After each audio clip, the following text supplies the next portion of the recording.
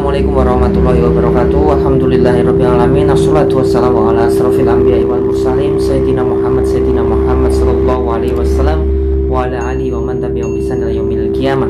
Ittaqullaha haqqa tuqatih wa la tamutunna illa wa antum muslimun. Subhanaka la ilma lana illa ma 'allamtana innaka antal alimul hakim. Ya teman-teman yang dirahmati Allah Subhanahu wa taala, gimana kabarnya? Sehat ya? Alhamdulillah. Insyaallah kalau sehat kita bersyukur masih diberikan kesehatan dan kesempatan. Hari ini kita melanjutkan menjawab pertanyaan-pertanyaan yang datang ya. Jadi di sini ada pertanyaan. Ini ada tetangga itu curhat sama istri, kemudian disampaikan ke saya untuk memberikan solusi. Jadi ada tetangga A dan B yang punya usaha yang setiap pagi itu memasak dan membuat kebul. Karena memakai kayu mengefek tiap pagi ke tetangga B. Jadi tetangga ini masak, kemudian asapnya ini ngebul masuk ke rumah tetangga B, sehingga kemudian ditegur oleh B.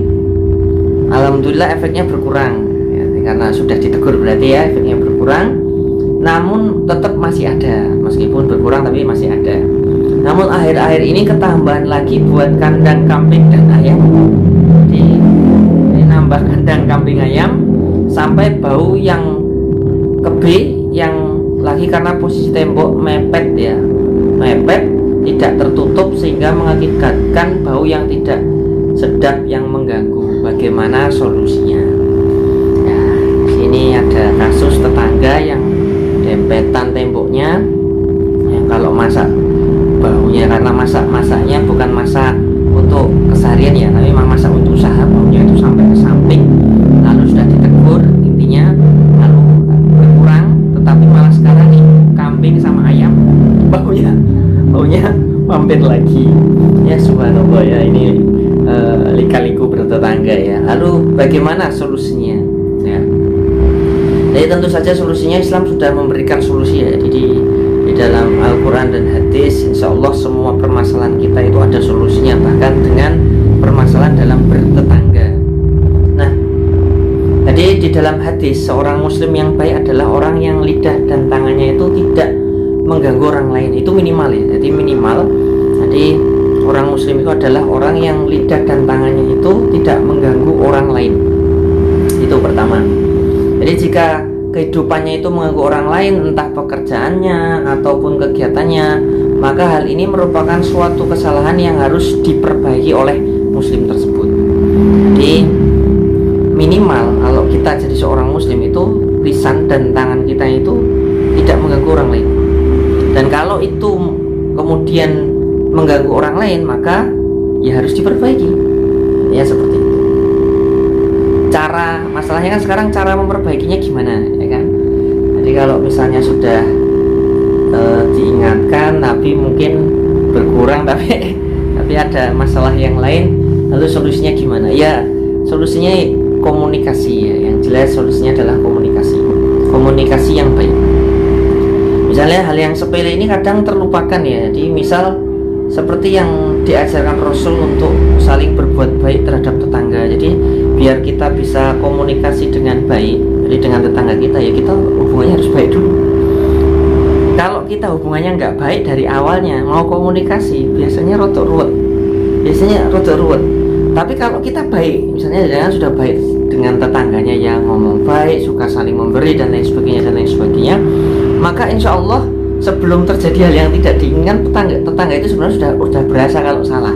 Harusnya ya tetangga yang baik harusnya sudah berasa kalau oh ini ternyata kebulku ganggu, oh itu ternyata baunya ganggu dan lain sebagainya, maka dia tidak akan berbuat seperti itu. Nek paham ya, sekali lagi kalau paham. Nek nggak paham gimana? Ya perlu namanya tadi komunikasi. Bagaimana kita bisa komunikasi dengan baik dengan tetangga? Maka kita harus membangun hubungan baik terlebih dahulu. Nah, jadi di sini saya akan lebih ke memberikan cara Nabi ya. Jadi cara Nabi, bagaimana Nabi itu bertetangga dengan baik. Di sini saya ambilkan adab bertetangga ya. Saya bacakan singkat. Jadi nanti ini sebelum kita mungkin bisa melakukan komunikasi dengan baik, ya pertama harus sabar dulu ya. Jadi kita memang harus sabar dulu. Jadi kalau mungkin ada tetangga yang baru, jadi ini posisinya ini tetangga B ini baru pindah, yang A ini yang buat kebun, buat kambing, buat kandang ayam ini sudah duluan, asabiqunal awalun. Nah di sini baru tetangga baru, tetapi terganggu dengan kebiasaan yang mungkin sudah lama dilakukan dan baru dilakukan. Kalau ayam sama kambingnya katanya baru ya. Maka gimana ya, kita sabar dulu. Sabarnya gimana lah, kita berbuat baik dulu dengan tetangga dengan melakukan adab-adab tetangga yang dilakukan oleh Rasulullah Shallallahu Alaihi Wasallam. Ini saya sampaikan yang pertama, ada 13 adab bertetangga dalam Islam. Jadi ada 13 adab bertetangga dalam Islam. Yang pertama adalah dahulukan salam. Di sini adalah kita ketika bertemu dengan tetangga sebisa mungkin nyapa, maksudnya seperti itu. Syukur-syukur assalamualaikum, podo-podo muslim. Intinya saling menyapa. Bagaimana cara menyapa? Cara Nabi menyapa dari Anas bin Malik radhiyallahu anhu, bahwasanya sahabat-sahabat Rasulullah SAW saling berjumpa, maka mereka saling berjabat tangan, dan apabila mereka datang dari berpergian mereka saling berpelukan. Hadis riwayat Tabrani. Jadi kemudian dalil yang lain, maukah aku tunjukkan kepada kalian suatu perbuatan apabila kalian lakukan niscaya akan membuat kalian saling mencintai satu sama lain, maka sebarkanlah salam di antara kalian ketika saling bertemu. Afsus salam bainakum, sebarkanlah salam di antara kalian. Hadis riwayat Muslim. Yang pertama bisa kita lakukan adalah dengan mengucap salam terlebih dahulu. Jadi ketika bertemu mungkin pagi hari ya, ketemu, assalamualaikum, gimana kabarnya, kemudian saling senyum ya, jangan lupa senyum juga. Salam menyapa, mengucap salam, senyum. Jadi salam sapa sopan santun ya, diajarkan Agib. Kemudian yang kedua, tidak mengganggu tetangga. Jadi kalaupun ada tetangga yang mungkin mengganggu kita, ya kita nggak usah balas mengganggu. Jadi misal ada mendapat gangguan dari luar, tentunya sangat tidak nyaman. Maka adab seorang muslim adalah jangan mengganggu tetangga dan berusaha menunjukkan rasa saling menghargai. Jadi dalilnya riwayat Bukhari, Rasulullah Shallallahu Alaihi Wasallam bersabda, barang siapa beriman kepada Allah dan hari akhir, maka janganlah ia mengganggu tetangganya. Jadi, mangkana yu'minu billahi wal yaumil akhir fala yu'dhi jar. Dia jangan mengganggu tetangganya. Kemudian yang ketiga, cara mengatasi gangguan tetangga. Ini malah bisa langsung jadi jawaban ini. Cara mengatasi gangguan tetangga. Apabila tetangga melakukan perbuatan yang mengganggu, ada baiknya tetap bersabar. Jadi ya sudah saya sampaikan ya, tetap pertama ya sabar dulu. Nah, sebenarnya kita diperbolehkan menegur mereka, namun dengan cara yang baik. Akan lebih baik jika gangguan tersebut dibalas dengan kebaikan. Jadi misalnya gawe kebul mambu toh, jenengan datang ngasih gula teh, ngasih semongko, itu yang diganggu terus kita berbuat baik. Nah, itu kayak gitu yang Nabi lakukan, membalas keburukan dengan kebaikan ya. Kemudian Rasulullah Shallallahu Alaihi Wasallam bersabda, ada 3 kelompok manusia yang dicintai Allah. Disebutkan di antaranya adalah seorang yang mempunyai tetangga, ia selalu disakiti, diganggu oleh tetangganya, namun ia sabar atas gangguannya itu hingga keduanya dipisah oleh kematian atau keberangkatannya. Hadis riwayat Ahmad. Nah, itu ya. Kemudian yang keempat, menghindari mengobrol terlalu lama dan tidak penting. Adab bertetangga berikutnya adalah tidak lama-lama berbicara, terutama ketika membahas hal yang tidak terlalu penting. Nyatanya hidup bertetangga tidak bisa lepas dari berbicara satu dan yang lainnya. Namun pembicaranya itu sebaiknya tidak kelewat lama. Hal ini demi kebaikan, seperti menghindari gibah atau menggujing pihak lain yang bisa menimbulkan fitnah dan sebagainya. Biasanya nek tetangga karo tetangga kumpul nemu ora ono omongan, ngomongi wong liya. Maka kalau bisa ketemu ngobrol yang penting-penting aja lah ya. Nggak usah bleber-bleber ono percakapan yuk bahas tanggane atau ngerasani tanggane, nanti bisa jadi gibah ya. Jangan. Kemudian yang kelima, memaafkan kesalahan ucap. Nah, yang kelima adalah ketika tetangga tidak sengaja melontarkan perkataan yang menyinggung, maka harus memaafkannya. Sebab bisa jadi suatu saat kita juga melakukan hal yang sama terhadap tetangga secara disadari atau tidak. Memendam dendam juga bukan hal yang dianjurkan dalam Islam karena menimbulkan kebencian yang merugikan.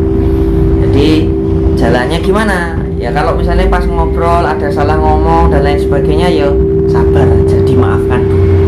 Nanti suatu ketika kan kita juga kadang nggak mungkin bener terus, kadang salah ngomong, oh Ustaz salah ngomong yo kerep apalagi yang ngerah Ustaz itu Ustaz banyak salahnya. Jadi ya dimaafkan lah. Dan yang keenam, siap sedia menolong tetangga. Jika tetangga kesulitan dengan harta, tertimpa musibah, bahkan kehilangan, umat muslim sepantasnya memberikan bantuan sesuai dengan adab bertetangga. Jadi kalau misalnya ada tetangganya seripah, ya kita bantu apa yang bisa kita bantu. Tetangganya ranti duit gitu, ya dicili duit yang penting dibayar ya, dibayar rasa dicili ya tetap baiklah. Adabnya Islam mengajarkan adab yang baik. Untuk utang piutang nanti bahasanya dulu udah pernah tak sampaikan ya, guyon aja. Kemudian yang ketujuh, menjenguk tetangga yang sakit. Jadi ketika tetangga ada yang sakit, entah anaknya, keluarganya, atau tetangga kita itu ya, maka ia berhak untuk dikunjungi. Artinya dalam adab bertetangga, tetangga yang tidak sakit berkewajiban mengunjunginya tanpa memandang status sosial pihak yang sakit. Bertetangga pada dasarnya adalah berteman, sehingga kesetaraan di antara mereka harus dijaga dengan baik. Kemudian yang kedelapan, tidak iri pada tetangga. Jadi ketika tetangga mendapatkan rezeki atau berbagai bentuk kebaikan, umat muslim tidak boleh iri. Iri itu susah melihat orang lain senang, ya kan? Kalau dengki susah melihat orang lain senang, senang melihat orang lain susah. Ya, iri, jangan iri ya. Kalau tetangganya senang ya ikut senang aja lah. Insya Allah kan jadi senang tuh. Tetangga senang, ada stres kan malah tensinya munggah, setruk. Ya, kalau tetangganya senang kita ikut senang aja lah. Alhamdulillah tetangga diberikan rezeki, moga-moga nular. Itu aja doanya sih ambil. Jadi ketika tetangga mendapat rezeki jangan iri ya. Justru adab tetangga kita harus ikut berbagi. Hal ini seperti sabda Rasulullah SAW yang artinya dari Anas radhiyallahu anhu bahwasannya Nabi SAW bersabda, demi Rob yang jiwaku berada di tangannya, tidaklah seorang hamba dikatakan beriman dengan iman yang sempurna hingga ia mencintai tetangganya atau saudaranya sebagaimana ia mencintai dirinya sendiri. Muttafaqun alaih. Muttafaqun alaih itu hadis riwayat Bukhari dan Muslim yang keduanya bersepakat kalau hadis itu sahih. Kemudian yang kesembilan, tidak menghalangi bangunan tetangga. Nah, tidak menghalangi bangunan tetangga. Dalam bertetangga tentu kita akan memiliki bangunan rumah yang saling berdampingan. Bahkan beberapa rumah juga berdempetan. Sebagai tetangga yang baik, hendaknya untuk tidak menghalangi tetangga untuk membangun rumah atau menghalangi udara dan sinar matahari ke rumahnya. Di pernah ada kasus ini, rumah yang tengah sini itu ditutup. Nanti ada kasus itu di TV itu, jadi jalannya itu ditutup, ada iso metu. Nah ini ternyata gak boleh, dalam Islam gak boleh, meskipun itu tanah milik kita. Tapi tetangga yang baik masuk yuk ditutup iso metuan, berarti luar biasa. Itu akhirnya sampai dilaporkan ke DPR dan RT Raiso DPR, akhirnya dibuka itu jalannya itu. Nah itu seperti itu. Jadi ya manusiawi lah, meskipun itu tanah-tanah kita ya, tetap manusiawi lah. Insya Allah nanti diganti. Ini ada tetangga saya ini mengorbankan tanahnya, ini padahal sugih itu, mengorbankan tanahnya biar untuk bisa lewat mobil. Jadi kalau ini nggak dikorbankan berapa meter itu, mobil nggak bisa masuk ke situ. Nah ini luar biasa. Nah itu ya. Dalilnya apa? Dalilnya dari Abu Hurairah radhiyallahu anhu. Artinya janganlah salah seorang di antara kalian melarang tetangganya menancapkan kayu di dinding temboknya. Hadis riwayat Bukhari Muslim. Kemudian yang ke-10, memelihara hak tetangga. Salah satu hal yang harus kita utamakan dalam adab bertetangga adalah memelihara hak tetangga. Hak tetangga yang perlu dijaga adalah melindungi harta dari orang jahat serta memberikan beberapa hadiah. Dari Aisyah radhiyallahu anha, ia berkata, aku bertanya, wahai Rasulullah, aku memiliki 2 tetangga, manakah yang aku beri hadiah? Rasulullah menjawab, yang pintunya paling dekat dengan rumahmu. Hadis riwayat Bukhari. Nah, jadi kalau kita punya 2 tetangga, kok kita hadiahnya gersiji, maka dikasihkan siapa yang paling utama?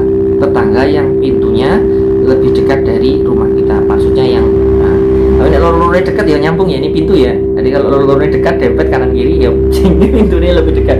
Ya tak ukur nek ra tak ukur nggo meteran. Itu tidak gampang we. Kayak gampang lah. Itu ya. Yang ke-11, turut berbelasungkawa pada yang tertimpa musibah. Jadi seorang tetangga juga berat dikunjungi ketika sedang tertimpa musibah, terutama kematian anggota keluarganya. Ada bertangga yang sebaiknya dilakukan adalah kunjungan takziah, adalah ikut berbelasungkawa dengan menunjukkan rasa duka dan mendoakan kebaikan, terutama bagi si mayit dan keluarga yang ditinggalkan. Yang ke-12, turut bergembira dan atas kegembiraannya. Jadi janganlah seorang merasa tidak senang atas keberhasilan tetangganya disebabkan iri. Hal yang justru dianjurkan adalah saling mengucapkan selamat atas keberhasilan sesama tetangganya. Misalnya anaknya lulus kuliah, kita ucapkan selamat. Misalnya ditompot jadi direktur, kita ucapkan selamat. Wisuda, kita ucapkan selamat, dan lain sebagainya dan lain sebagainya. Ada bertangga ini mengajak umat muslim untuk turut berbahagia atas apa yang diperoleh tetangga. Dengan cara ini perasaan iri atas keberhasilan tetangga bisa dihindarkan dan pertemanan sama tetangga dapat terjaga. Kemudian yang ke-13, memberi makanan pada tetangga. Maka saling berbagi antara satu sama lain itu adalah indah, apalagi berbagi dengan tetangga dekat. Bahkan Rasulullah SAW pernah bersabda kepada Abu Dzar radhiyallahu anhu, artinya, wahai Abu Dzar, apabila kamu memasak sayur atau daging kuah, maka perbanyaklah airnya dan berilah tetanggamu. Hadis riwayat Muslim. Lalu utamakan juga tetangga yang memiliki jarak rumah lebih dekat dengan kita. Ini tidak hanya menambah pahala dari Allah Subhanahu wa taala, namun juga dapat meningkatkan hubungan baik antar sesama manusia ya. Jadi kalau bahasanya nek kita punya makanan kok pamane kok mambu ya duren ya duren mambu ketok tetangga sebelah. Nah, tetangga sebelah rande duit tuku duren, anaknya mambu nangis-nangis delok duren, tok kei. Tok pedelnya separuh apa tok siji kok kei duren ora yo mangan dhewe ya. Itu. Jadi insyaallah kalau kita adab dengan tetangga baik, insyaallah nggak akan banyak masalah-masalah percecokan insyaallah, karena hati kita kan sudah saling suka ya dengan tetangga, sudah saling seperti saudara sendiri, bahkan seperti keluarga sendiri. Jadi kalau ada masalah-masalah itu gampang menyelesaikannya. Tapi kalau kita jarang berbuat baik, jarang komunikasi, ngerti-ngerti kok orang seneng ditunjukkan, oh ini kok ini ada masalah, nanti jadinya malah dowo. Padahal kita ditinggal di situ kan nggak cuma sebentar. Masa kita mau susah lama? Jadi sabar dulu, baik dulu, baru saling menasihati dalam kebaikan dan kesabaran dengan cara yang baik. Ud'u sabili rabbika bil hikmah wa mau'izatil hasanah wajadilhum billati ahsan. Serulah kepada jalan Tuhanmu dengan jalan yang baik, dengan hikmah dan mau'izah hasanah, dan berdebatlah pun dengan cara yang baik. Islam mengajarkan seperti itu ya. Semoga bermanfaat. Andi Air Channel manfaatkan hidup-hidupan manfaatmu. Semoga pertanyaan tadi bisa terjawab dan bisa dipraktekkan dan bisa bermanfaat bagi semuanya. Wabillahi taufiq wal hidayah. Assalamualaikum warahmatullahi wabarakatuh.